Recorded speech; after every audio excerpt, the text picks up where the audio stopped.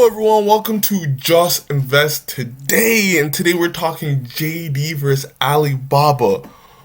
Is JD a better buy than Alibaba, or is Baba a better buy than JD?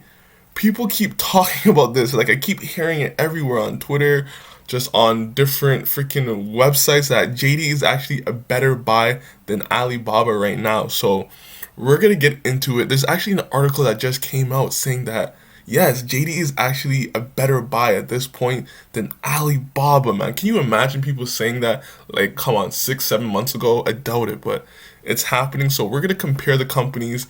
We're gonna see if this analyst is right about JD.com. Is it a better company? But before that, you have to like this video, subscribe to my channel, man. I'm providing you a lot of good content. Yes, click down below, subscribe, subscribe, subscribe. Thank you. So this analyst actually came out and said that JD is a better buy at this price right now. And Alibaba stock is at a near 3-year lows. Alibaba stock is near 3-year lows. Why one analyst prefers its competitor JD.com. So we have to establish that JD.com is more like it's not like Alibaba. Like Alibaba is more of a marketplace. Like they have no inventory. People like want to sell their products. They just come on the platform and they're able to sell their products, and they use the whole infrastructure of Alibaba to do that. But JD.com actually takes on the inventory. They take on all that inventory, so there is inventory risk there with lower margins. And that's what happens. Like you got to think of it like Amazon, how they take on all that inventory. So JD is not really comparable to Baba on that point. But the thing about JD that people are keep talking about is that they have their own logistics, and their logistics is giving them a huge competitive advantage because they're able to deliver faster, quicker, and into like a whole seat. Like the Chinese market and the delivery service for JD.com is amazing. It's pristine. So that's one of the advantages, or people are saying that JD has over Alibaba. On top of that, they're saying JD.com is building economies of scale as they get bigger, as they get more profitable, as they start buying more inventory, and people just start trusting the company because that's how people look at JD.com. It's higher price goods, and it's just more trusted from the quality aspect, that they're going to be able to buy stuff at reduced prices and give that all those cost savings onto the customer, making their products better, cheaper for them, and just continue that spree of keeping generating revenue doing that. So people are saying the economies of scale of JD are actually becoming better than Baba. So let's read some of this article and see if we agree, disagree. What do you think about JD.com? Do you guys own JD.com, or is it just me? I own both of these companies. I own JD and Baba, but I still think Baba is a better buy, especially at these valuations. So let's go into this article. So we know that 40%, like Alibaba has been getting crushed new year lows, and the pressure on Alibaba is real. Xi Jinping has pressure on Alibaba, and yeah, who knows it's gonna continue, and that's the major risk. People look at JD.com. People feel like JD.com has not been getting touched by any regulation. Like no regulation has touched JD.com because they find out that like it's a more of a high quality company than Baba, like more high quality in that sense. But you haven't really been hearing any news of Xi Jinping hitting down on JD.com, so they think it's a safer bet. As in with Baba, all the fines, all the anti-monopoly practices, all the like financial. So people see Baba as more risk than JD.com. So they're saying there's a dark cloud over Alibaba, and you just don't know. It's unpredictable, that whole Alibaba infrastructure, right? So do you agree with that point? But the thing is though, that Ant Financial, remember Baba still owns 33% of Ant Financial. They have a bigger portfolio of investments. Plus, they have Tibao and Taobao, which is like 40% of the Chinese e-commerce economy, and all the e-commerce usually goes through Baba in that sense that it's that dominant. So they have a network effect, some moat going on for Baba, right?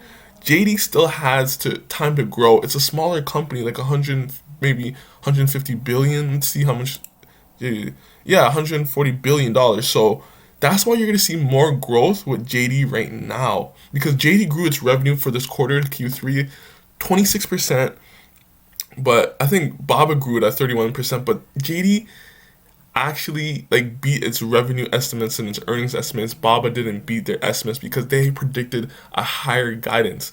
And also in that Baba earnings call too, remember they actually acquired a company, so they had that revenue kind of banked in. So the real revenue growth was like 12% around that. So you still got to take that into account, right? So that's why people are saying that JD is coming into the company it wants to be, and they're looking to develop and actually get more products outside of just the Chinese market. They're trying to do some long-term investing outside of the Chinese market. So who knows how that's going to prevail. So among our e-commerce coverage, we prefer JD over Alibaba as there is more clarity on the long-term margin improvement at JD versus the level of margin decline for the next few years at Alibaba. And that's it's kind of true because JD is very specific on what they're doing. They're not like Alibaba. Alibaba is investing, has so much investing initiatives. Like they're investing in Southeast Asia, Turkey. They still have like all these different investments, and some of these investments in the cloud business too, right? Those are not as success like they're successful, but they're not generating bottom line to the net income. So, and that's hurting margins because all the money they're generating from their main business, they're shooting it back into all these smaller developments. But all these smaller Baba developments are gonna actually grow over time. That's not what people are realizing. They just want to see profits now, right here. But JD is going to build that infrastructure. I mean, Baba's going to build that infrastructure for those companies before they get the profits, right? So, but JD right now is looking to improve their margins time over time, and that's what they're doing because they're just focused on the Chinese market. Like they're really focused on the JD's marketplace, JD retail, and just doing that. So that's become very successful if they're very focused. But Alibaba is has way more globalization than JD.com can ever imagine. So the clarity for JD, yes, it's right there. Alibaba is not because no one knows if those investments are going to pay off. You cannot be 100% certain Alibaba's investments are going to pay off. JD's investments in logistics and its retail and its marketplace, they're paying off, right?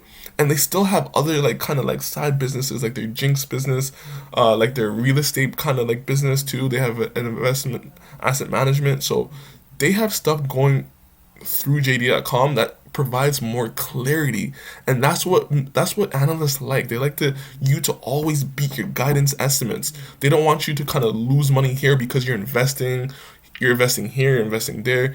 They don't like that. They want their sales, they want their guidance to be straight and narrow. But Alibaba is not going to do that because they have so much growth ahead of them and they keep investing. So Alibaba quarter results last week weren't good. Sales and earnings came in well below Wall Street expectations. See, they want to meet the expectations as profit margins collapsed by nearly one half from a year ago, from 27% to 14%. Um, and they cut their guidance too. JD's earnings were a whole different story. It notched 25% year over year jump in quarterly revenue. The higher certainty about the positive margin and absolute profit growth trends at JD leads it to being our preferred pick versus Alibaba in the next few years. So Morningstar gives JD.com a stock a fair value estimate of $113, so a $23 upside. So that's pretty amazing. Like, and even at $103, I still think it's undervalued. I think at like 130, it's that's like fair value. And the thing about JD Logistics, because we understand that the macroeconomic effects of China affected JD and Baba, right? The supply chain issues affected both of them. But the thing about JD, they have their own logistics. They have all that product control and quality control. They have all that, so they have an advantage over Baba in that aspect. So they said it even on their earnings report, they were able to control for that, and that's how they had a big advantage of actually growing the company.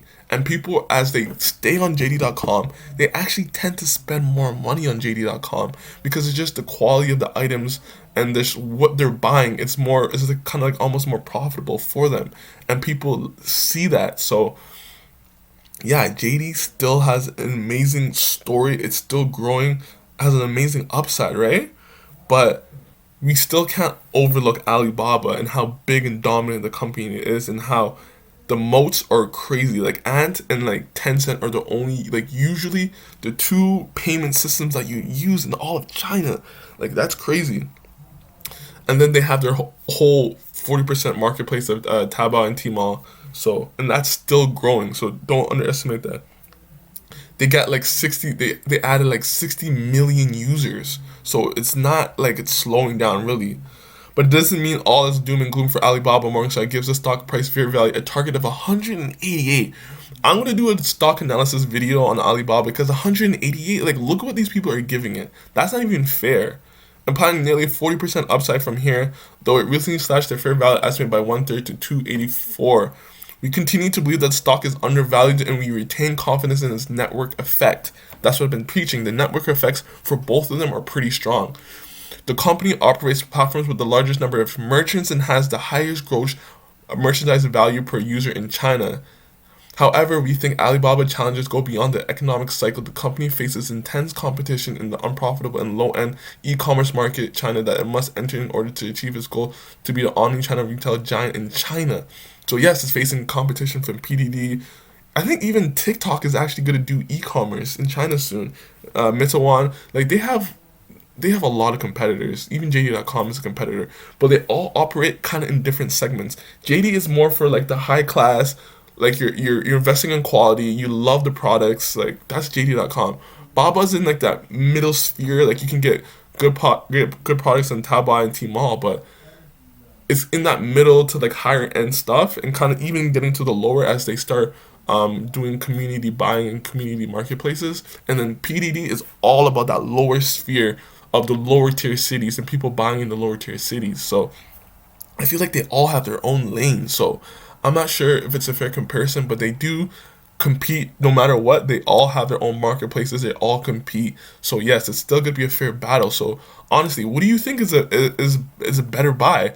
But then we can even that we can look at their look at the margins and look at the revenue growth for both of these companies. So we'll see, like 40%, 40%, 27%, 24%, 29%. So that's still a steady growth, like around 30% average. But look at the margins, and that's what kills JD.com. 7.2%, 6.9%, 7.3, 8.2, 8.1, 7.3. And that's the difference in the businesses, right? Because then we go over at Alibaba, 32, 56, 58, 50, 35, 40. So look at the revenue growth compared to JD, and then look at the gross margins. And this is what's worrying a lot of people. Gross margins is going down 60%, 66, 63, 57, 45, 45, 41, 38. So the margins are going down, and people are realizing that, are these investment initiatives going to be realized eventually in 5 to 10 years? Like, are they going to do a good job in using the money that they're earning and generating that and putting it back into and getting that back, so it can actually see that influence on the bottom line of the Baba business? So we just don't know yet, but I believe in Baba management. They've been doing an excellent job over the years, so there's no way to doubt them right now. So, and plus they have still has cloud computing growing 30%, and JD doesn't enter that cloud market. And cloud computing it's going to be the leading space in the next 10 years. Like, everyone's going to need cloud computing.